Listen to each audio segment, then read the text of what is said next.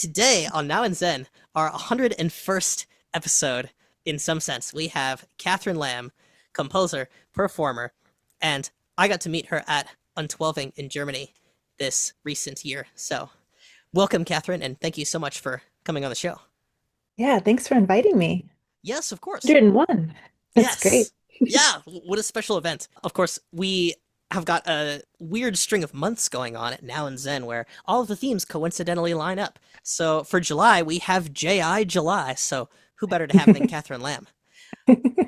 I mean, there's a lot that I've read about your composition process and what you are bringing to the table in terms of physical objects interacting and natural responses to frequencies and that sort of thing. So my first question is, why J.I. and not another tuning system? What do you find special about that system? Well, to be honest, I never really thought I was going into JI. It was more so my first real introduction into the world of nuanced intonation was really through studying Indian classical music. And that was the first time that I really got a different kind of educational awareness of tonality and the differences in because beforehand, I mean, I had noticed just being a string player is also something, of course, and a lot of string players talk about that because it's built into there's all these vague things that are kind of unspoken or spoken, unspoken, like where do you place the third? And oh yeah, it's a little lower in this context, but a little higher in that context, but not really explaining the reasons. I've heard about those. Well, Yeah. directors will often say them and potentially give contradictory directions. Yeah, because it's right because there's no acoustic backing to the Western music pedagogy. Yeah. So at least how it was for me growing up. And then it was really the first time where it was really built into the system that I was something that I was learning was when I was studying North Indian classical music. That was my introduction. And that really opened up, I think, everything for me. So then after that, I was just trying to learn anything I could about tonality. And then so that led me eventually on a pathway to study with James Tenney. And I don't know if, so it's not necessarily that I say I studied just intonation, but it was that I learned about the harmonic series and then learned about, yeah, acoustics and relationality and that sort of thing. So then and I tend to like to talk about the relation of tones rather than saying just intonation, because I feel like just intonation refers to a specific, like historical, or like an idea of what is consonance and in an Ah, ideal terms. And so maybe that's where I start to push against that term a little bit. yes. I think that makes complete sense. I've encountered that sort of idea being associated with just intonation when I wrote something with frequency ratios that are ridiculously high as a joke, so no one could hear them using a million and three limit. So then when I did that, people were saying, well, wait a second, that's not just intonation, that's rational intonation. Maybe this is correct, maybe this is incorrect to say. Perhaps you'd think of frequency ratios as sort of being a system that you could use to create anything you want in pitch, really.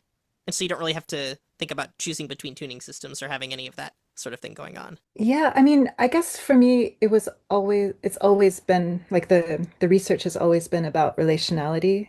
So what happens when two tones are sounding together, what's going on, learning that relationship, changing like the timbre of the different source materials. And so, yeah, whereas I mean, on the one hand, of course, it like opened up an infinite possibility for me, but then at the same time was, of course, there's this kind of logic of, at least for me, this kind of logic of thinking about the overall series as some kind of framework that has kind of directed my my research in a way. So I Right. would say because I guess just to say because it's different than I think I think friends of mine who are like keyboardists, for instance, have such a different relationship to temperaments and intonation because it's a really different functionality when you think about pitch. It's like you're thinking about what works in mapping an instrument. that has these keys, these. Whereas as a string player, it's like I could, play anything. So it's then becomes more about, okay, the overall, what's the overarching relationality here? Maybe that's just coming from having studied with James Tenney too, who really pushed that kind of sense of like shape and cognition and science. So that could be part of it as well. Um, Yes. I'm quite curious to inquire about how studying with James Tenney affected your work with tuning. I feel like he was just opening up all these things without having the kind of interpreters around him to really go into extreme precision. So I mean, and his, I think I thought of him more as a theorist who then would put things out there and they would then present these extremely experiential romantic experiences, but that the theory was driving everything behind it. I think now it's like we're catching up to his theories, Yeah. as practitioners. And people have come before him too. And also when I'm like going back to reading Ben Johnston, who I guess was using the word rational intonation, but like I think we're just kind of catching up to their terminologies or their theories as practitioners. Like it was near to impossible to play a Ben Johnston piece, but now I think people have a better understanding of how to approach that music. And it's quite hard to, of course, approach that sort of music without tools that can benefit the ears, such as extra guide tracks and things like that. I know that in a lot of situations, I might be playing microtonal music and I might have the sound of it really memorized, but if it were to be transposed into another key, because of the difficulty of the situation, I might need some time to adjust. So I guess that can be one indicator that the difficulty is really sort of in a more memorized sound to sound plane instead of thinking about a lot of relationships because you'd have to think of the relationships too quickly. And I wonder with Ben Yeah. Johnston's music, especially how they like in the string quartets, of course, um, having to come up with relationships that are in tune that then chain to other relationships, and whether during live practice, live performance, that they're like if they're using that chaining and sort of relying on that the most, or if they're relying on guide tracks the most. Because I know that in some of these performances, of course, you could like perform something, and then you could have guide tracks, and you could check later and see how close everything is, or you could just say to yourself, "Oh, according to my ears, this is tuning well as a 4/3." So um, I can hear that all the tuning is intact, and so I'm not going to care if the guide track is up or down or one way or the next. Hmm. I mean, I do think that in the end, our ears are better than the machines, I think.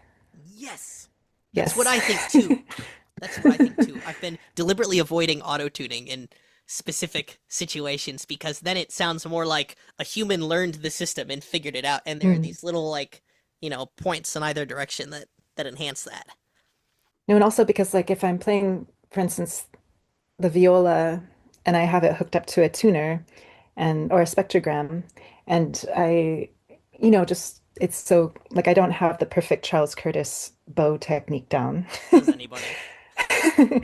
But there's waverings, of course, like in anyone's voice or but the machine is so that there's also, I feel like there's a lag as well. So what it's picking up, what I'm hearing in instantaneously in terms of pitch. So I'm listening for that like core area where it's meeting in between.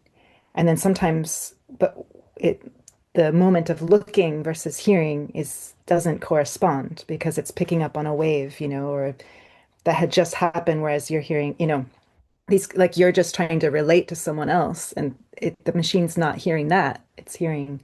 It's just marking your frequencies. So I'd be really curious to hear what sorts of different ways you practice with microtonal music, either using the viola, what sorts of tools you might use there, and or tools you use in composing. mhm. Yeah. Yeah, so for acoustic practice like the viola and I mean also when I was learning certain things, I mean I needed help to find what these were because it was kind of self exploring what certain relationships were. So I would, sometimes play things on an oscillator, or play one oscillator and then sound against it, or find it with the machine, like the tuner, a strobe tuner, but then try to hold that kind of adjust it to the point where it like starts to expand because it's like it's so minute because I maybe to come back because Tenny had a much wider um tolerance in his theory because he I think didn't expect that we would get so precise now. And I Yeah. think that with 5 cents, it doesn't seem like a lot, but actually when you really trying to tune in, your ears can grasp really minute differences, actually. Yeah. And it's not that like you might be playing the correct fingering on the clarinet or whatever, like you're there, but you still have to make these tiny micro adjustments all the time. So it's also just like learning, okay, I know I'm very, very, very close, but now I'm relying on the ear. So it's like this combination of machine and human mechanism. Yes, there's really no way to get Um, around adjusting by ear. yeah. When you're practicing viola, when you get a just interval to lock in really effectively, is that something that you feel really physically, kind of like singing? Yeah, I mean it's different than singing. Singing is so immediate. But what I like about the viola, I found it to be a nice tool with these because since it's in this middle area, middle range, I feel like you can kind of go between the borders of where you get like the difference tone or you go down, you get the summation the and the common partials and the combination uh like everything up there. So that and you can kind of like gravitate between like low and high enough that yeah, just to say that I find adjusting things from the middle is very interesting because it creates such vast differences.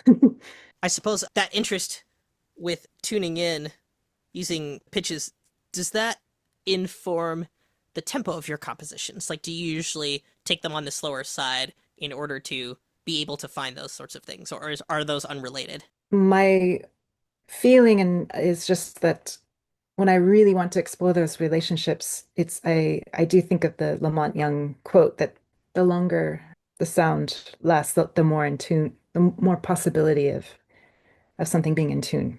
I've been trying to bring in faster things, but more from like keyboard instruments, harp, this instruments that have um, a different kind of attack and a Mm-hmm. different kind of decay, and that function differently in the sound. But if you're playing a sustained instrument and you're really wanting to sound these clarities, then for me, that takes a lot of time.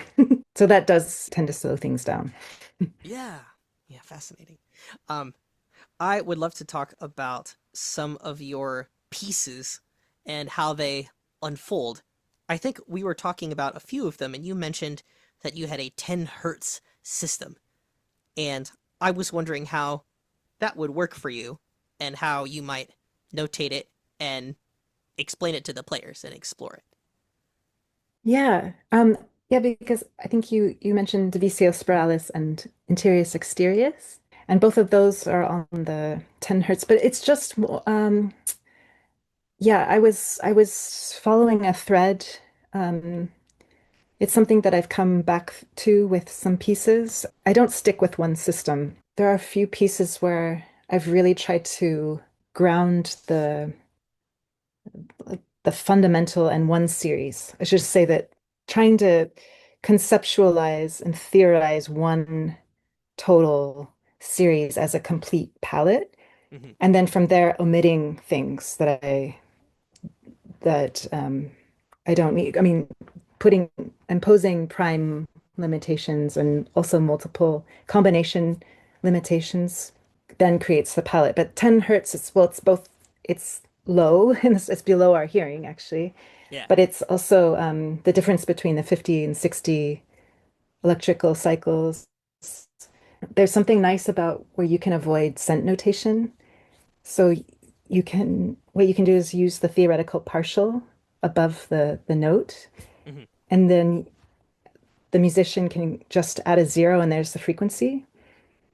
So it's Oh, how like a nice. different, so it's just kind of this really direct, simple other way to see the functionality of the how the partials and the tones relate to each other. If it helps, I could pull up the Divisius Spiralis score. We could Oh, I'd look love at that. the system. That'd be wonderful. Yeah. So insane that I saw this live a few years ago and now we're talking about it. Oh yeah, you mentioned. Let's see. Sorry, I need to. Yeah. So, oh, I can just to show this. Can you see it all right? Yes, I can. Um. Oh, is it showing my whole screen? Oh, there we go. So the just to show the palette that it's just so 10 hertz doesn't even show here because it's too low. I love that you have that octave bass clef just for that. That's insane and hilarious. Yeah, I mean it's theoretical, obviously. Very good. I've circled the primes and then squared the multiples. Oh, very Like nice. like so I've squared the initial like the generative multiples that are odd numbers. I have this, maybe it'll explain down here. So it's created by reducing multiples of primes backwards from 29. So it's like a palindrome. Ah, So, so I actually sneak in the one there, even though it's not a prime, but 1 times 29. So 29 only exists in one place, 290 hertz here, and it only exists like one time in the whole piece. But yeah, so it's just kind of a simple structure. So the 23 by 2, 19 by 3. So yeah, 17 by 5, 13 by 7. That's the limit if you can follow. So yeah, yeah, 29 11 limit. times. Yeah. 20, well, but I wouldn't even call it 29 limit because It's got that 29 one. is barely even. It's got that 129. So Yeah. really, So yeah, would a better description yes. be 23 limit, but you've got that 129 in there? Yeah. But it's also I like to talk about the multiple limits as well because it's Yes. because I've been really obsessed with how things combine. Like I love like 105, 35, of course, like 55, and any of these kinds. They're just that the difference between these different branching off like pivotal spaces. I like that you can jump between their unique position over the original fundamental and them as this pivoting between two different qualitative colors. I like to go beyond just saying prime limit, but say was multiplied together as a limit too. So that's this system. Yes, wonderful. I think it's quite hard to be descriptive about these sorts of JI systems because since you can arbitrarily multiply, it can be really overarching. So, like, even just saying Mhm. three limit could give you infinite pitches if you went far enough. Yeah, I mean you can get really crazy complex. And that's the thing that I've been trying to explore more of just how complex can you get with low primes, and where is the point where you really hear it as the qualitative sound of that branching, and then where does it start to diverge into a kind of saturated space, or a kind of dissonant space. So, when you have these pitches here in this mostly 23 limit with a hint of 129 ratio system, as we'll call it, what sort of relationships are the players locking into? Because I see that since this is relatively high limit for the audible space that we're in, my guess is that maybe it might be possible to lock into some of the really complex ones, but that you'd also be sort of in the area where there's a borderline between being able to do that and simply having to rely on pitch height and physicality instead. The form of it starts in the ether and then just slowly falls down the harmonic series until you get to the lowest point of the cello string. But they're always broken down. So here's the overarching theoretical partial over 10 hertz above. So this would be 350 hertz, 400 hertz, 450 hertz. But then you always get the kind of a simpler reduction below. I don't know if that's answering your question, but Yes. just to always have a framework so that the tunability by ear is always there. Yes, I see. So this is like parallaxis forma, where you have the note, the partial, the relationship, and what that's being tuned to. Very helpful. Yeah, so that there's reductions in it because of course, yeah, if you have these higher numbers, I mean, this is starting to go down a little bit, but it yeah, we it's helpful to have it reduced as well. But I just like the numbers being there, well, for the frequency information, but then also that you still get the sense of how they fit in a total system as well. And you start to get a kind of orientation with them and what they're doing.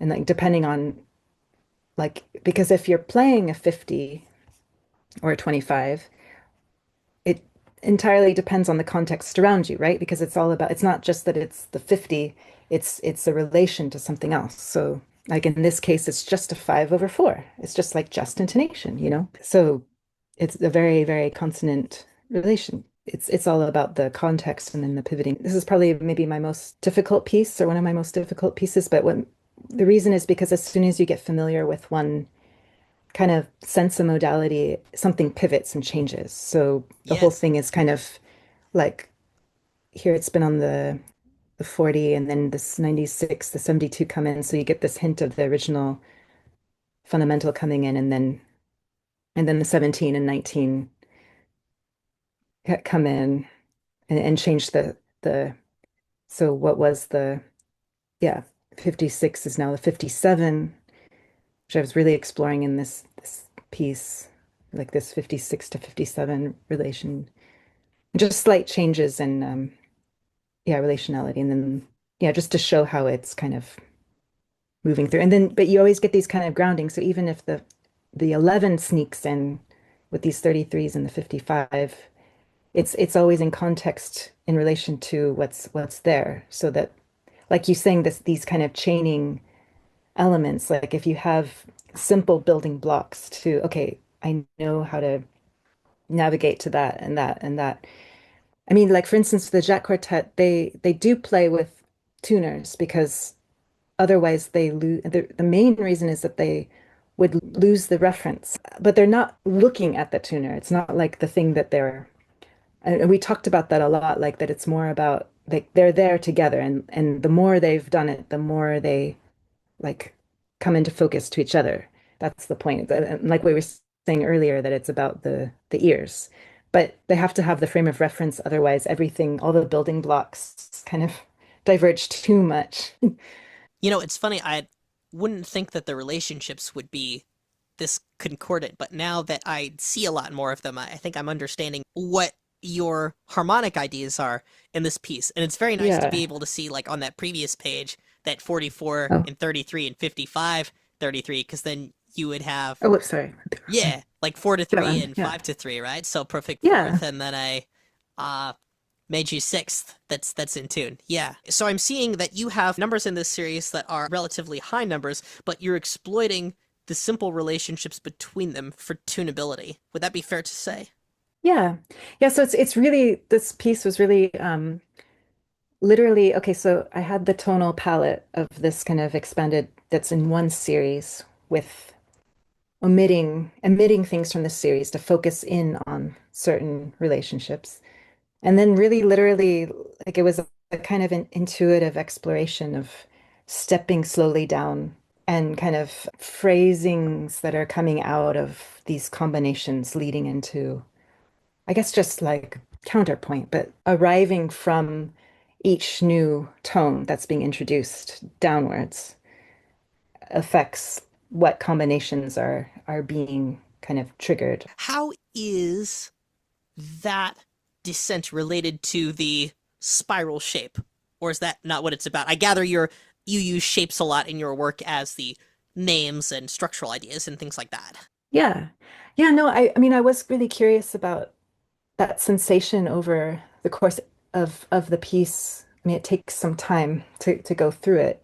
And these feelings of that you repeat as you go down, but of course the timing expands because there's this note about velocity. So the high in the higher frequencies, it can move a little faster because they speak faster. And then as they go down, the they also have to slow down to let the sound open a bit more because it thinks, yeah, the vibrations take longer. I was just curious about the sense of that feeling, if you really felt that kind of totalness of the shape as it's going down. Each of their open strings has a kind of branching off point, like one is more to the seven or the five or the three branches of the open strings, and they create like little like nodes. So when every time the first kind of node is introduced with an open string, there's this kind of spectral uplifting of that sound of this kind of like the node has been like released or something. Oh, Um, wow. So you're so even that thinking string by string here. it was a really wonderful like compositional practice with this piece. Like I really enjoyed working on this piece so much, but just because of it's so simple, but like Yeah. but of course, but like so many possibilities, so many choices to be made, Yes. at the same time. So You're sort of exploring these smaller elements, but then you're really thoroughly exploring them with the pitch language and how the nodes can change the sound of everything. yeah, I think I explored things more thoroughly than I had before with this piece. Quite an interesting approach to Yeah. rhythm here. I see it's free metered, but is it adding up such that there are discrete subdivided units, or is it a little bit more about watching the other players and reacting to that, or how does that work? So it's about functionality, your role. So what looks like a half note is Hmm. is more considered the harmonic tone. So you move forward according to what to as things are. Like if you hear the identity come into place. So it's allowing that to bloom, allowing enough time for the sounds to kind of react together before moving on. And then the filled in tone is called the melodic tone. So it's allowed to kind of cut through without waiting for things to settle, you know? It Hmm. can kind of just it can be more like a passing tone. And then these square note heads are like the pedal tone. So it's held in just like following the others, waiting for the others to determine the forward momentum. Wow. It's something that I've come to in a lot of recent pieces. I've enjoyed this kind of role, also relational aspect of how people fit together. And so also that people can move at their own pacing, depending on the room they're in and how they're feeling, how they're hearing things, the frequencies, these kinds of things. It keeps it a bit open. It's such a contrast between the complexity of the pitch language and the freedom of rhythmic movement. What do you think is the hardest interval to tune by ear in this piece? Um, well, let's see if there are some strange ones. Let's see if I can find. See, because these 13 and sevens, I mean, there's 91, but because of the context, I think it comes out of it. So, okay, I want to find a good example. I think it so depends on the context of it. Um, I would love to listen to this piece with the score. oh yeah. Um, I was actually just working on this with an expanded group here in Berlin, Ensemble Kaleidoscope, and they broke it into three different quartets, and Oh, they shared it, so they kept passing it around, and then we found, which was really cool to come back to the piece, and there were things that each quartet found to be difficult, but in different ways and for different reasons. And I think it's really more the pivoting because you get used to one sonority and then something changes. So and sometimes things change, like it will change into this dissonant zone and then the others change after you. So this yes. happens a lot in this piece. I noticed that in the live performance. Yeah. 2120, that's kind of difficult. Yeah, I mean, actually, it is. I mean, it is like close together. I mean, that's the narrowest I've seen Here's so also far. 2021. Ah, yes. Melodically. Mm. There's this, yeah, 126, 128. So 63, 64. Ooh, so that's an Arcadis comma. Is that what you call it? Oh yeah, I mean, 11s are always difficult for people for some reason. I found this with groups. It always yeah, takes people a while to grasp. Yeah, so like you have this, I mean, this kind of area is kind of hard, like these kinds of shifts yeah. going from, and this is really, yeah, 48 to 55 or 24 to 25. Oh, okay. Sorry, 48 to 55. Yeah, that's the reduction. And in the beginnings, you have like quite a narrower, like it starts off with the 99, 90, 98, and yeah. Do you find that people have as much Oh, difficulty with 13 as with 11? I think it's, yeah. are they roughly Stop. on the same plane? The third, I just think they're really different worlds. Right. Yeah, I mean, it's also hard for people, of course. I think, I mean, the seven's also hard for people when they haven't had the experience yet. I think once, it quickly becomes, that's like one of, I think it quickly becomes part of the sonority when you learn that quality. But I still find, because I think, oh, but this will be easier for you than the 11, but actually, sometimes it's really, I mean, just like you say, the 64, 63, or even going 21 to 20 between those can be really hard for people to think about like one quality, one prime quality dimensionality being stretched downwards and the other going up, and then they're like having to meet, in the middle.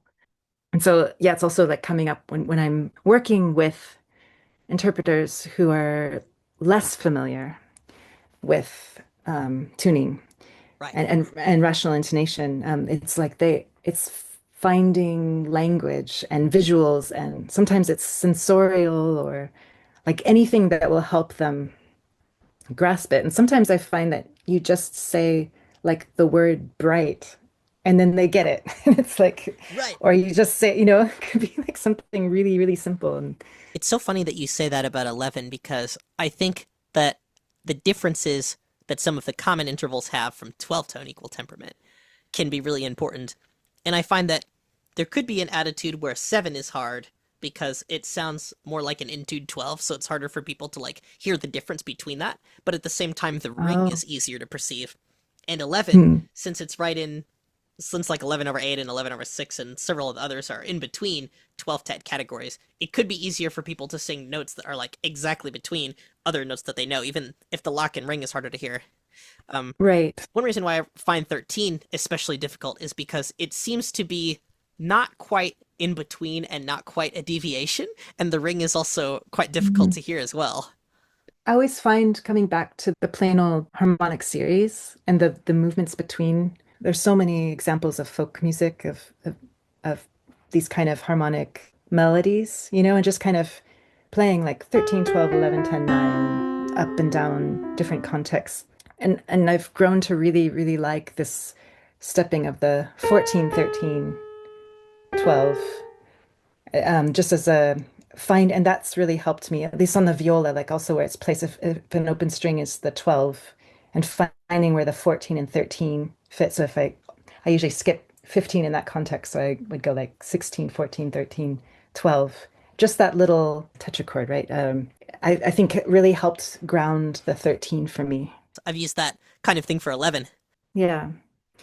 Yeah, and of course, yeah, the 11 to me makes so much more sense when you hear it melodically with the 10. And in a similar way, I was talking with Arabic, Persian musicians, Turkish musicians, like the differences of when something's more gravitating towards the 13 versus something more towards the 11. I Mm-hmm. don't think this is necessarily true in practice today, but looking at historical references where I guess in Persian music, the 13 was a bit more prominent, and then in Arabic music, the 11. But of course, this is not a generic thing. It's not, you can't say like it's a universal thing, but I guess it probably modes would determine why that could have been or not, how things moved between each other melodically Right. would probably gravitate towards. over the other. It's so cool that different ensembles playing the VCO Spiralis have different attitudes toward the difficulty of the intervals. That's why, for me, I'd feel like we should put as many weird intervals in front of as many different kinds of people as possible because we kind of like need to figure out sort of what people think about intervals because Yeah. if we're just doing 12th head stuff all the time, it's like it's almost like people don't really get to experience too many intervals and they can't like I will test people all the time by like playing things for them. It's like going to the eye doctor. Okay, is A or B more in tune to you? You know, and I'm like testing this out for them, but I feel like with the microtonal music, you know, if those sorts of intervals are in more places, you might have more people start to form those kinds of preferences. Like I like sharp fifths, for example, that kind of thing. I don't know. Yeah, and just how that it would evolve too. Like I've had certain aesthetics change over time too, or certain phases where I get really into one thing and then the next year it's something else, or Yeah. just but it's just because you're like interested in it in that moment or whatever. And that I also enjoy that. But no, I think that would be such a fun study to do. Just like throw, like you just said, throw a bunch of different combinations at people and get like Yes. questionnaires. Yes. And people are very perceptive. I don't think they give Mhm. themselves enough credit, is my personal Yeah, opinion. me Um, too. Yeah. yeah, one time, in fact, I had my computer and I had like a synthesizer and it was set to 21 tone equal temperament for some reason. And some guy walked by and was like, "Hey, what are you doing?" And I was like, "Oh, hey, I'm just playing some notes." Now, I didn't tell him it was microtonal music, but he knows who I am. And I Oh. just played one note. There's nothing funny about it. It's not detuned in a weird way or anything like that. And then he just heard that and said, "Oh, that sounds flat." Now, Oh, it's not being compared to any other notes, right? a musician. A musician. So with a like so-called like they have the reference A in their ear. I think so. This musician does not have perfect pitch to my knowledge, but I think some musicians exhibit such a strong case of the Leviton effect, where they can kind of recall Yeah. songs in the right key. I sort of use the Leviton effect to co-opt it into a weird perfect pitch that I have. That doesn't count if you ask the Hmm. wrong person. But like this guy, you know, he was just kind of using that, and I hadn't compared it to any other notes, and he sort of knew that it was out of the systems that he was used to, and I thought that that was really intriguing. Yeah, that's so fascinating. Yeah, I had a friend, I remember we were listening, this was when I was a teenager, we were listening to La Mer, a Oh, recording, and on a record player. Debussy, right? And yeah, and it was the record player was playing it, slightly flat, and it was driving him crazy. And to me, I wasn't affected at all I love by the that. difference. And I always thought like, wow, that's so interesting that that could really annoy some people that it's not That is in the interesting. frequency place it should be. Yes, I feel less annoyed by it than I feel like I should. I feel really weird about my sense of being able to sing something slightly sharp or flat. I feel like if there's a song that I'm imagining in C, it's not too much trouble for me to sing it in C sharp because it's like kind of close. If you're using the same pitch recall mechanisms and not recalling things relatively, of course. But like if it's, I think, more than a second away, then I think at that point I kind of would have to be like, oh, I really need to think about the relative relationships more to make this work. Hmm. It's so Yeah. funny how people can detect that too. I also feel like the idea of a slowed record or tape speed slowing down is strongly associated with microtonality in an incredibly visceral way that is it's just one of those things that a lot of the people in the public know without having anything explained to them. They just get it. Like if they hear something that's microtonal in between the cracks, they'll be like, "Oh, it's like a tape slowed down," and they like maybe have never listened to a tape in their lives, but they've like heard that effect and they're making that Mhm. association because they're making that observation. Yeah. It's interesting what you say about the C versus C sharp and pitch reference versus harmonic reference, and Right. the area where the pitch is close enough that you really hear it as pitch to pitch. And as like getting more and more into like these relational harmony, like where my brain goes in between following things by pitch versus multidimensional harmony, Yeah. it's just like an interesting oscillation. You know, I saw this one guy, he had a video where he was trying to play in Baroque temperament, which is really hard for him because he has perfect pitch. And so what he did was he started playing in A, and then he would adjust the frequency down like 10 cents every day.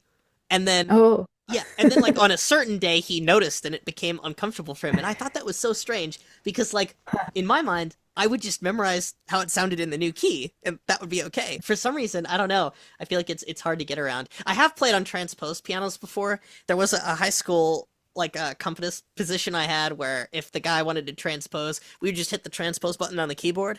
So like, I could do it, but I would find myself sometimes imagining something that's in the right key and then like wanting to press that key and forgetting that it's transposed and just playing like a really weird random hit and being like, get back to it. That kind of thing.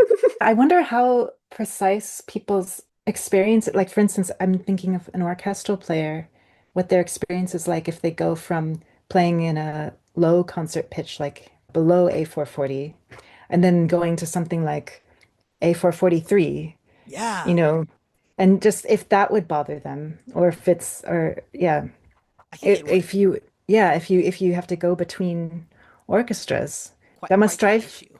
people crazy if they're that sensitive. I wonder how many different standards are out there right now in the orchestral world.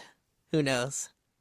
Yeah, I'm working with an ensemble right now that's with A443, which I was surprised. It's funny when I look at Parallaxis Forma in Divisio Spiralis. I wonder if people have given any feedback on having a note with all of its information near it because I really love that. And I find that a lot of that stuff would be things that I would write in, if somebody gave me that without that information. But I also know that maybe there are some people who would see that and would be like, oh, that's too much stuff attached to the note to think about. Now, my stance is that I would just ignore the things that I don't need. But I wonder if people have provided any commentary on that sort of Oh, uh, yeah. kind proviso. Oh, sure. Yeah. I get all kinds of comments. I think, of course, there's a point where things get cluttered. So I'm trying to avoid things looking too chaotic, but because I have to follow along and listen. But also just because when I started to incorporate the Helmholtz-Ellis system in the notation, I found there's a growing use of it. And there is a logic in there, a built-in logic that makes sense with what I'm doing. So I feel like it just made sense to incorporate it.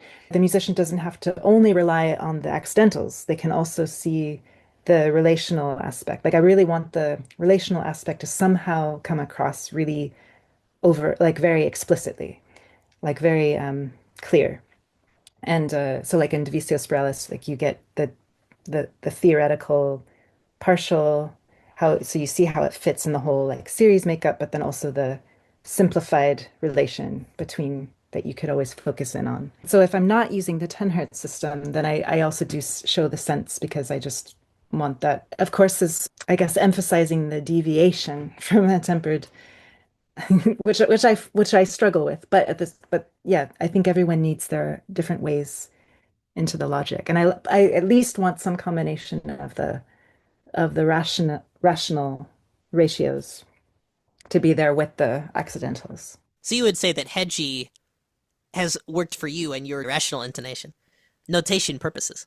I started to slowly incorporate it probably around 2009, I think. I mean, I started to use it just thinking about simply just showing primes in the notation as a visual. So you see how you can just quickly visually see, okay, it's not just you're seeing 11, 33, 99, and 55, but you see that they all have a similar kind of accidental. So you know that they're going to have a kind of consonance Yeah, together in some way. And you just immediately have an intuitive sense with that.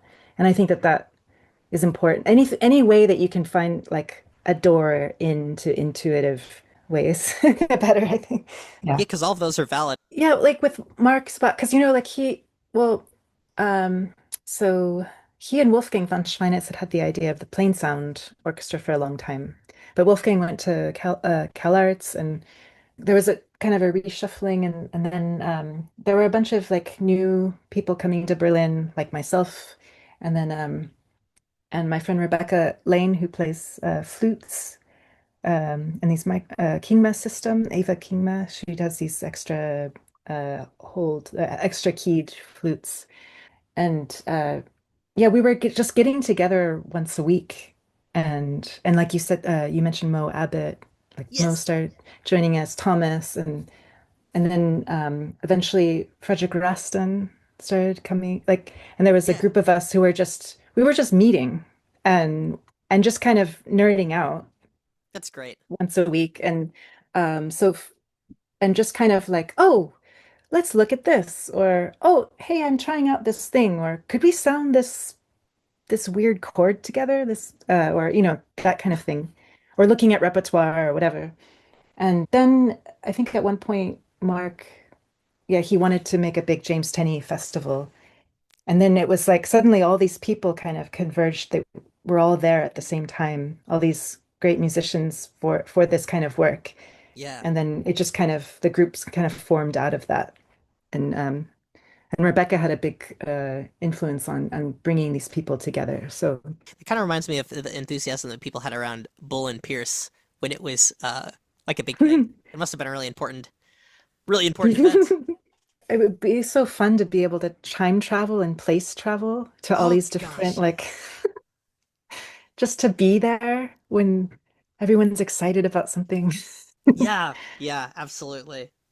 So, which groups are you performing in now? At this moment, I'm not performing as much as I would like to, just because I have these composition projects going on that are taking most of my attention. But I'm still playing with the harmonic space orchestra, and then I have this more like singing group with friends that but we're not performing. We're more like getting together at home. Well, actually, there's all these different singing groups in Berlin right now, which is really fun, and they're going in Oh, different okay. directions. But the one that I'm organizing is built around these cyclic exercises of like trying to also like chaining. Try, we're mostly just singing really, really simple relationships because it's really hard to do that with especially when you have like 10 voices Yeah. trying to like really, but through, so it's kind of, we goes around in a circle and we build on these, it kind of goes through these, it cycles off into these different chords that build and then come back. I'm slowly working on a book of them. So I have Wow. anywhere between like 3 and 12 voices. And so Yeah. the idea is that you don't know how many people are going to show up. So it could just be three Right. people or it could be 12. So, and then it's like, okay, well, so it's like, let's go to page. And that's my hope, is just to keep building on that and to Mhm. have this kind of collection of, and for the purposes of just getting together and singing. That seems very reminiscent of some other conferences I'm aware of. One in the United States is called Un12, and they've got singing exercises like that that use sagittal notation. And Hmm. Parnu, the conference in Estonia, that has been dedicated to Schoenberg traditionally, was also doing such things using 22 tone equal temperament. Mm, wow. Is that the singing group you were talking about at Un12? Because I think you were presenting on "Dying You're Dying to Come Closer." Yeah, well, no, actually, well, that piece was for these two British groups, Exaudi and Explorer Ensemble. Oh, cool. It's like a combined um, meeting between those two groups. Um, so yeah, it was a little different. But I've had like over the last 2 years, I've been writing a lot of vocal works. Hmm. I've been really enjoying that, Yes. writing for the voice. So you've been Yeah. focusing more on voice lately, yeah. Yeah. I know we talked a little bit about Divisio Spiralis, and Parallaxis Forma uses the same system as it. I am really curious to go over Interius Exterius because of the process. Do you consider Yeah. yourself a process composer? It's a good question. It depends. It depends on the piece, and also yes and no. Usually I have the form and the structure and laid out before I actually do the compositional work, if that makes sense. Or I guess Yes. it depends on, there's different stages, but I usually set up certain parameters before I start the actual intuitive kind of musical work. First is more like a sketching and like coming together of what the piece is. And then there's like the theoretical work that comes after that and the preparation. And then there's like the more intuitive part. So I feel like, yeah, so maybe I've given myself a lot of rules, but I sometimes break the rules and this kind of thing too. So Yeah. I see that interius exterius has a description that fascinates me, and I'd love to know what it means in terms of the tuning. That the tones are generated with an in slash out relational intention. In an interior direction, tones balance inward, reinforcing the equilibrium of the collective, while in an exterior direction, tones radiate outward, inviting subtle changes in texture and a broader field of interaction. So, what are these in and out pitches? Yeah. Actually, would you sh allow me to share again? Yes, of course. So this, okay, you can see how this one is related to, it's also 10 hertz, Yeah. related to Divicio Spiralis, but actually much simpler. It's more focused in because it's a larger group. One thing. Ah, I think the larger the group, the simpler the harmonic material tends to be. It's depending, depending yes. on the situation. But anyway, so in this case, yeah, it's this is limited to 11. Yeah, it's 11 limit. But I got really yeah, focusing on this 55 to 56 kind of thing. And then when I started working with them on it, maybe just to show what would be, so yeah, I have like a harp tuning, hammer dulcimer. You can see here's how the strings are tuned. So you also have these different Oh. frequency bases. So it's not Pythagorean. It's well, this is almost Pythagorean. Also, the scordatura Yeah, on the just to open show. strings. Wow. I did not know that. So it creates like what I was saying with the Divicio Spiralis. They also have it, which makes it more challenging, of course. Yeah, so it's like different nodal points. And actually, my more recent work, I've gravitated back towards trying to work with more standard, so less with scordatura, so that there's more pitch memory, but still, of course, adjusting to resonant frequencies. But there is something special about getting these kind of open, these different simple intervals than the Pythagorean intervals to get allow them to speak as well, because it does, I feel like, affect the timbre of the instruments. So when people are open to it, it's fun. Right. You were asking about the, so it was one way to, because I struggle with using dynamics. And of course, like when if it's an orchestral piece, okay, yeah, you kind of have to use dynamics.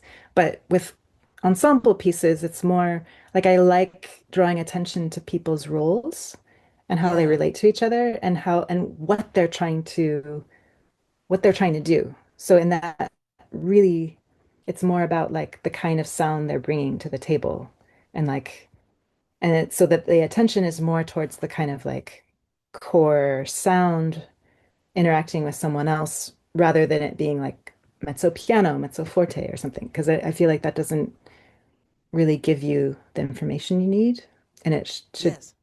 change depending on who you're playing with, the circumstances, what how your instrument's speaking, all these things.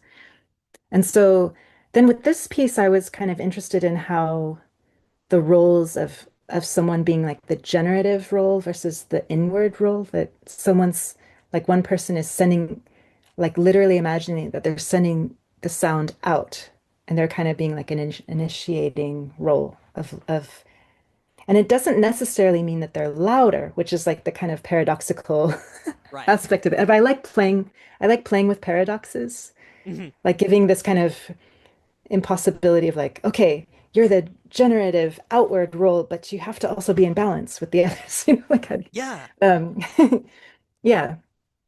So, so then I just broke it down into these kind of relational intentions of in, out, clear, spectral is kind of like different starting points for how they're relating to the group. And then also here's again those note heads that you pointed out earlier. I used also in this piece. So the active, something between active, passive, passive.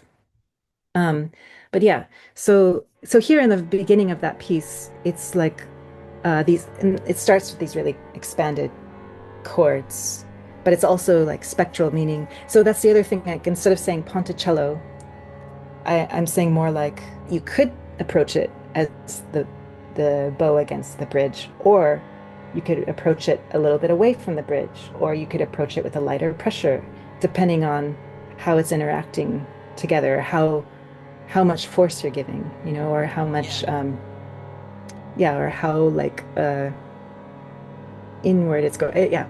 But there's so that's why I like leaving certain aspects open that gives a feeling of not improvisation, but towards the feeling of improvisation. Because I Right. want people to feel like they're really like moving it forward in their own at their own pace and in their own choice of like how they're bringing the timbre into the focus with the intention that it's like getting everyone on the same page of like, okay, we're going to sound harmony together. How are we going to do that? Yeah, so then it was just more like shifting from like they're coming out of their sound in a way, clear in and they're out. So it's like they're emerging in a way. And then it could change. So like here they're in, then they go out in, or they're going from spectral to clear. So that changes the kind of bowing technique. But instead of saying precisely the bowing technique, it's more like you're talking about like the kind of sound that they're going for, and they decide how they do that. The in-out language. That improvisation was one of the first things I thought of. Hmm. Yeah, I find notation like a constantly evolving thing. And I also feel like it's scores are so imperfect, you know? I mean, Truly. improvising is so much more directly human and directly musical, right? Because it's Yeah. just like people in space and time together really bringing themselves. And yeah, there is a problem with scores kind of interfering with that. So it's like, how do I find a way to direct the intention and direct the form and the shape and like what we're moving through, but leave enough of the human choice, individual choice there. It makes it gives it a different life. Yeah. I think the difficulty in notation and using microtonal instruments also promotes an improvisational bent in much microtonal music. And the Mm. aesthetic is very much like, oh, these are the only time these two people are going to be in this room together with this instrument, and we haven't had time to come up with anything, so we have to improvise something. Yeah. I see, since you have the harp and dulcimer, you probably had to think about specific tuning for that a little bit more than with these strings. So I wonder what Yeah. your rationale for that was in tuning those instruments and maybe if it's related to the design of the composition. There have been a few pieces where I've been bringing harp in, which has been really nice. I've been enjoying, and often the harp takes on this other role. Because like what I was saying earlier, I mean, like, and you're a guitarist also when you're and when you're not playing like EBow or something, but you're really playing guitar, like it has a different function, right? Yes. And like the way and like what you were just saying about like you play one string and then the other string and like how those two like strings interact and like create these kind of waves and like do something. Yeah, it's Yeah. such a different thing. And so I feel like and I feel like it's better if they kind of move faster because then you're hearing the interactions doing more. I don't know. Yeah. Yeah. Which is different than the sustain. So I've been enjoying having these harp lines sometimes like as kind of free-flowing elements aside these sustained. Actually, I remember I got really into listening to like Baroque viol music. There's like gambas and continuo. And there was this one recording. Now I can't, it's escaped me who released it. I'd have to find it. I have to who is it? But like where the two gambas are really foreground and it's like very, very slow harmonic progression, very like austere and then and but like lush chords and then in the back is the improvisatory harpsichord playing quite fast and flowing and kind of free like, you know? So the textural interest comes from the improvisation taking a back seat in the texture. Yeah, and that the free flowing sort of like also plucked element and like how it affects the sustained sound I find quite stunning in Baroque music, like that relation of the continuo parts, especially with harpsichord, like the struck guitar, lutes, guitar, like the way they function with the harmonic progression. I've always found quite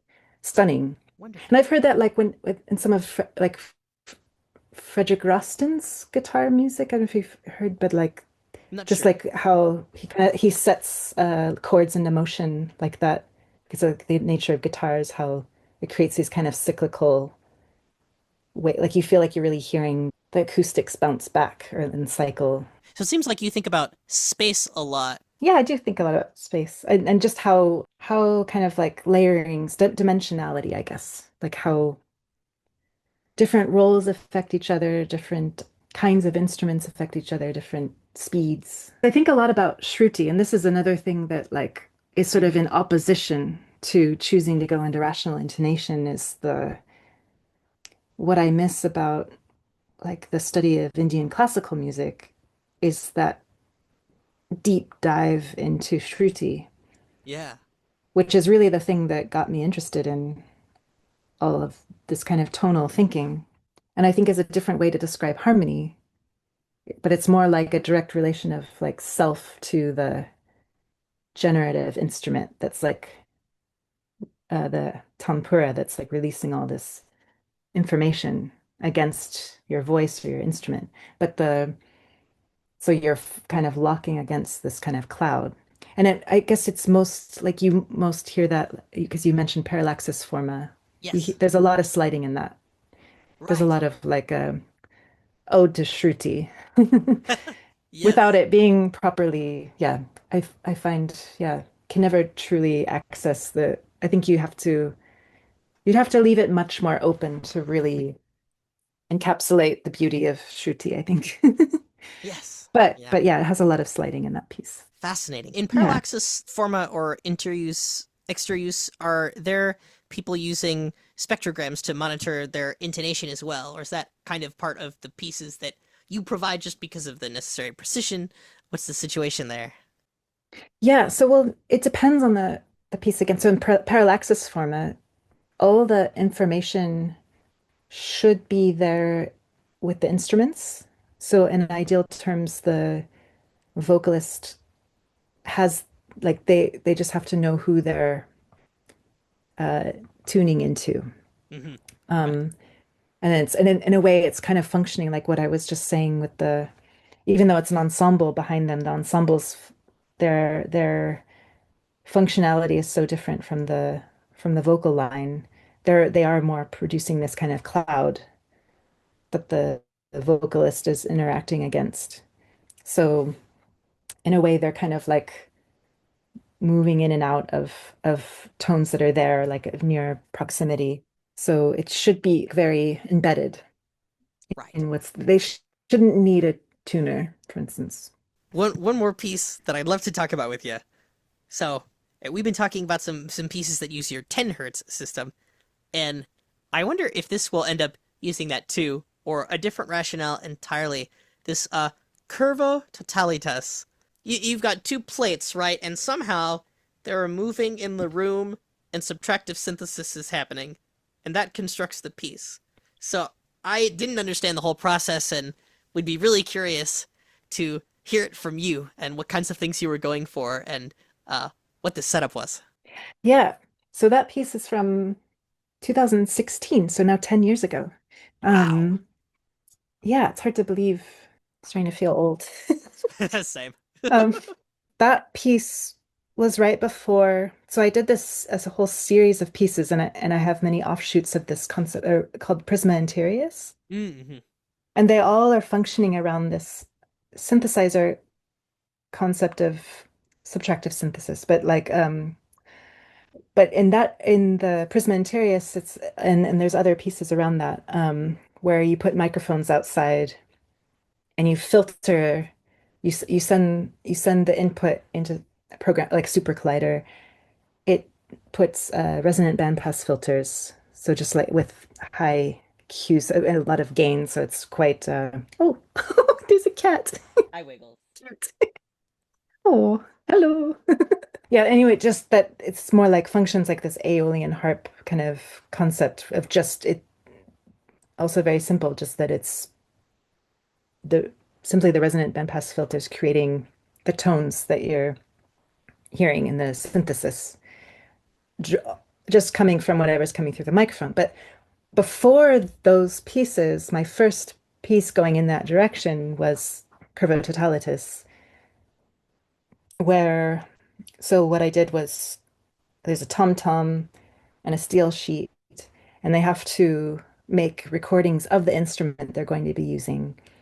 And then that gets sent through a similar kind of system where so then there's two keyboardists, one attached to each of the instruments, playing the filtered versions of the instrument. So there's this like Mm, but it's like with the same kind of filtering technique. So but just directly with each instrument, either the tom-tom or the steel sheet. So it was like a very, very basic subtractive synthesis idea. I see. So I think I know what subtractive synthesis is, the idea that you're taking things away from a sound. Why did there need to be pre-recorded versions of the tam tam and middle sheet in the process? Yeah, just that that's the source material. Oh, So and it's not like what's being played live. yeah. I mean, I think with what that piece is doing, it doesn't need that direct live for instance in Prisma Interius, the idea is that it is live because it's you're capturing the environment live, not a recording. So you're not supposed to use a recording. It's really like a you're in the space, and the whole idea is that you're like expanding the space that you're in. But in that context, it's more you're expanding the instrument that you're playing with. So Ah, it's more about the kind of direct material. So they're ideally, I forget how long I say the recording should be, but it has to be like a constant, very clear sound, right. and then for the filtering. So how do you work JI into that sort of ecosystem? Are the synthesized tones in JI relationships on the keyboard? Yeah. So one is tuned to 10 hertz and one is tuned to 15 hertz, and then they each have tonal sets. So each of the keyboards is tuned slightly differently, but has a relationality between them. And it's in a rational intonation, but it's what okay, so what I find is it's sort of on the edge of what we were talking about with the other pieces because the nature of those filters make everything so fuzzy, you know? Mm, So that right. it's like, so I feel like you're not hearing the tones defined so clearly. So you're not getting this direct relationality in terms of this tone to that tone. Mm, It becomes much more of a kind of abstracted timbre space, but like this more like a echo. yeah. So yeah, that piece really it's doing something different. Just even though the pitch material is taken from rational intonation, it's using modes that I wanted them to work with. But I think that the precise, like when I'm playing that synthesizer concept with the fuzzy filtering, Right. it's like you have this kind of cloud around the tone, so it's allowing too much of the frequency. And just as a side note, Hmm. because when I did the Prisma Interior series, I was really curious about this like that function of this fuzzy bridging area of being something that would be between chaos and really focused instrumental playing. And so that I was just interested in that relation. But in the yarn wire piece, it was really literally like this abstraction from the instruments themselves. But not working like I was thinking to analyze, for instance, I could have analyzed the tom-tom and just worked with the spectra of the tom-tom. And that was one thought I had, but actually that was even that was really insane because of course if you're using peak frequencies it's quite yeah then it will then it starts to go into a different area where it's really like okay then you're shaping the acoustics of that. I wasn't interested in being in synthesizing the tom, if that makes sense. It was really like imposing this other system on it through this like lens. Yeah. Yeah, using the actual tones I assume would be quite inharmonic. So that cloud of pitches or what you describe, did that start as not being an intentional element and then later you figured out you wanted to incorporate it, or you were sort of going in with that in mind? Yeah, I think the thing what I became obsessed with that piece was just the really this kind of explicit direct relation of these two very clear percussion instruments in two corners, and then they're kind of like filtered. these other instruments that have a relation to each other because of their modalities and their kind of like they're approaching each other, but kind of coming out of this other thing. So then I was kind of trying to obscure the relation of of all of these parts coming together. That's kind of how it came out. Quite the mechanism. It's very fun to listen to. So I noticed you're using that 10 hertz system a lot. Would you say that's kind of your go-to tuning system for microtonality? When I was getting into this, like learning relationships and developing a practice on my viola, I got in. The first thing I started doing was really retuning my viola. Hmm. And I was playing with different resonances and frequencies. And then I kept gravitating towards 60 hertz. And I mean, partly because of Lamont Young, but also because I was noticing I really like, I've always liked B flat. Hmm. But then I was, yeah, playing in a kind of like, in a space that had a loud generator. And it was just like, a quarter tone off. And it was kind of like, Ah, okay. you know? So then there was that. But then, so I just tuned my viola down to be 120 hertz. And then I started to just kind of, that became kind of my standard of different combinations of off of building off of 120 hertz of the lowest string. So everything quite low. But then, yeah. And then when I moved to Europe and it being 50 hertz over here, I started to like incorporate that element in.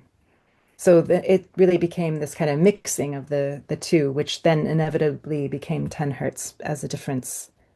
And also because of its, but I didn't explicitly use it as a kind of one series concept until the VCO spiralis, I should say, as Right. one, because it was more like I was more thinking about things relationally and not as one fundamental, but more just how these frequencies combine, if that makes sense. Quite the story of how that system came about, and it explains a lot. I also wanted to ask, what notation system are you using? I forgot to ask earlier, and it looks like it could be Sibelius or Dorico, maybe? Both. Well, yeah, I think you saw both because I both well, yeah, the pieces that you saw were in Sibelius, but now I'm using Dorico. Right. So my more recent pieces are in Dorico. Dorico's got that playback, and I'll bet playback in Sibelius is possible but hard. But I don't really use playback is the thing. You don't need it. I haven't utilized that function. And also it's also like it doesn't work for me because of the way I input things. So it doesn't there's since I'm not using precise rhythms Right, and yeah. I'm not entering them as so then you don't hear uh like it wouldn't make sense anyway. What do you use? You use I've been using Dorico. Dorico. I used to use Finale. Actually, I know that Finale's company gave up on it, so it won't update anymore. But I still do have Finale on my computer, and sometimes I really like the editing in Finale for certain things, so I'll use Finale for something really fast. But you know, Finale has like an awful like triplet glitch where if you do a triplet just wrong, it'll like go for the bar line and not quantize right. So sometimes I use Dorico to avoid that. Uh, And of course, the microtonality. I mean, you can yeah. transpose in Dorico with microtonal accidentals. I don't know any other software that can do that. Yeah. That is nice. Yeah, It's no, it's just it works better. I mean, for yeah, for what we're doing, it's better. Yeah, but I would say I think if I was a better coder, I would probably I might use Lily Pond just because it's free. oh yeah, I've heard people are using that. Yeah, It's free and it's like you can really I mean, I understand like my friends like Michael Winter. I don't know if you know his work, but he works a lot with tuning but more like computer music. And yeah, he's always trying to get me to change over to Lily Pond. And I'm like, I'm not a coder. I don't have the intuition like you have with the code. And I think you need that. But of course, I really like the idea of open source whenever possible. It's just, yeah, yeah. It'd be great to I don't be have one of the that. coding people. Right, Yeah, I don't have that skill. right. Do you want to talk about untwelving at all? Sure. Yeah. Yeah, there was a panel that you were on that I missed, unfortunately, and I'd love to maybe get a little summary from you of what it was about. Yeah. Anna Schirmer.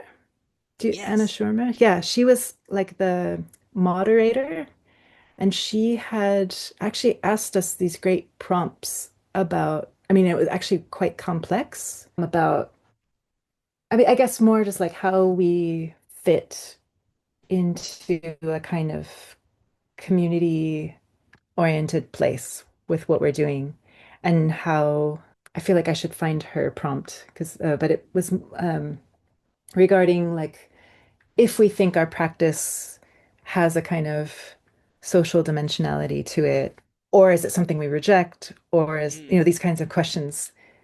And the people on the panel were coming from really different places. Lancelot Pierluca, I'm not saying his name right, Pierluca.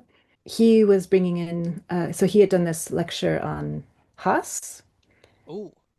and was really bringing in the more European and also like Western European lineage from the past 100 years and regarding microtonality.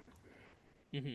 And I don't want to like limit what people are, but just to give it a short little introduction.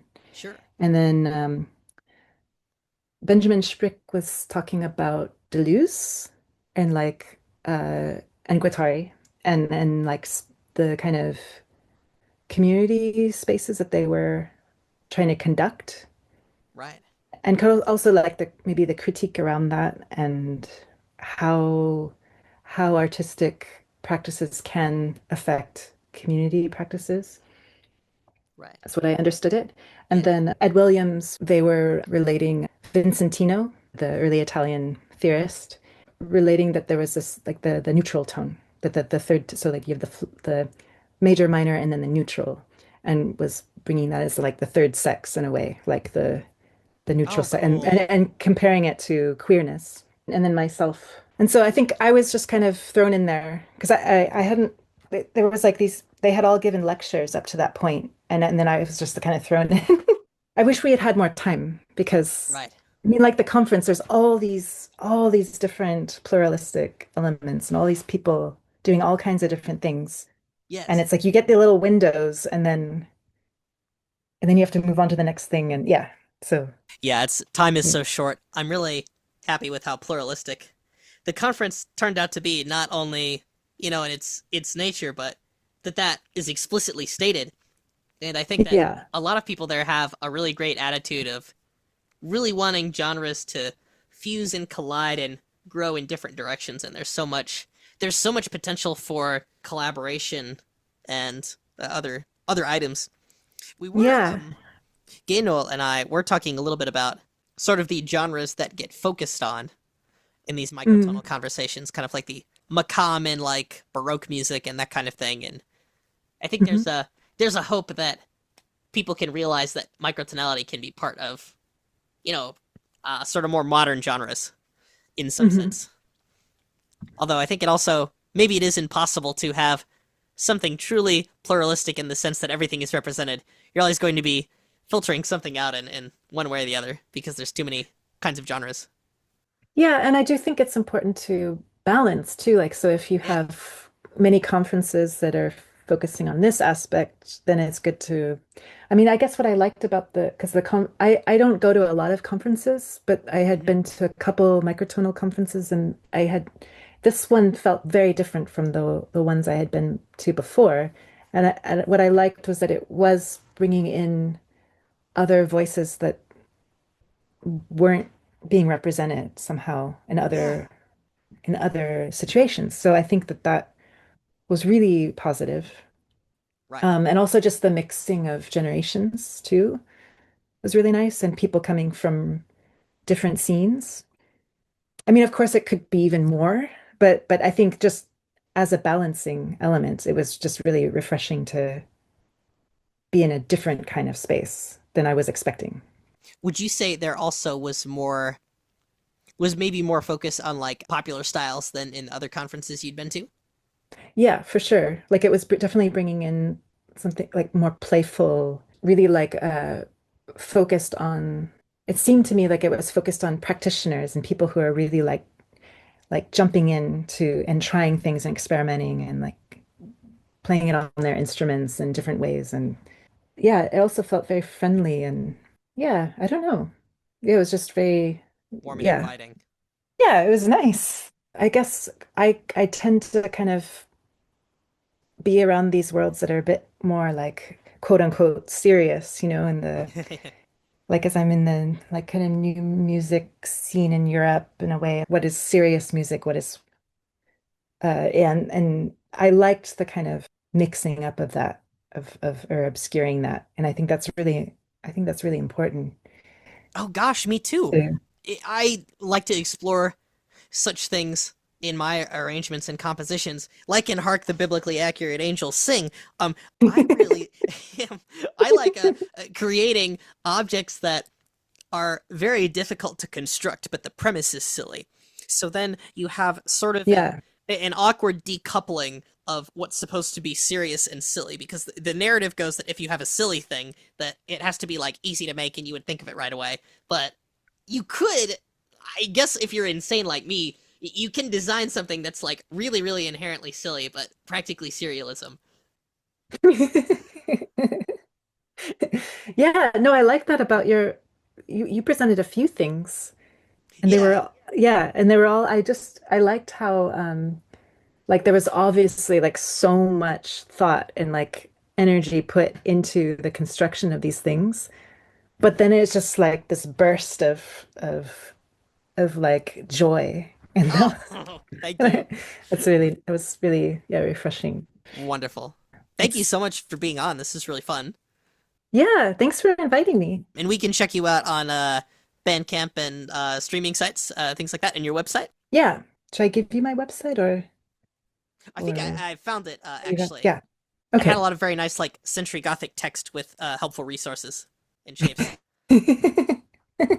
Very cool. Yeah. Like Irv Wilson. Yeah. Cool. But yeah. Well, Cool. adios. You have a good Okay. one. Adios. Yeah, you too. Enjoy the rest of your day. Yes, you too. Okay. Bye Bye. bye. Thanks for listening to Now and Zen on this fantastic J.I. July, or Just Intonation July. If you enjoy what you hear on the podcast, you can leave a review on iTunes and spread the word through social media. We appreciate all our supporters on Patreon, our Zen Harmonic patrons, as well as our Zen Harmonic gods: Jacob Gross, Peter Jung, Naren Rattan, Matthew Sheeran, Hector McGuffin, Christopher Bailey, Leland O. Weigel, Amy Coleman, Jill Weigel, and Tina Harmon Carto. Remember, if you're not already doing so, you can support the podcast on Patreon. The lowest tier is only $5 a month, and you get to support a great cause, promoting microtonal music in all its delightful forms. Link is in the description. You also get access to behind-the-scenes information on many of Stephen Weigel's microtonal projects, such as numerous transcriptions, covers, or other surprises, and bonus episodes as well. You don't want to miss out on those. Thanks for listening, and catch you next time on Now and Zen, where our next guest will be Owen Gardner from the Horse Lords.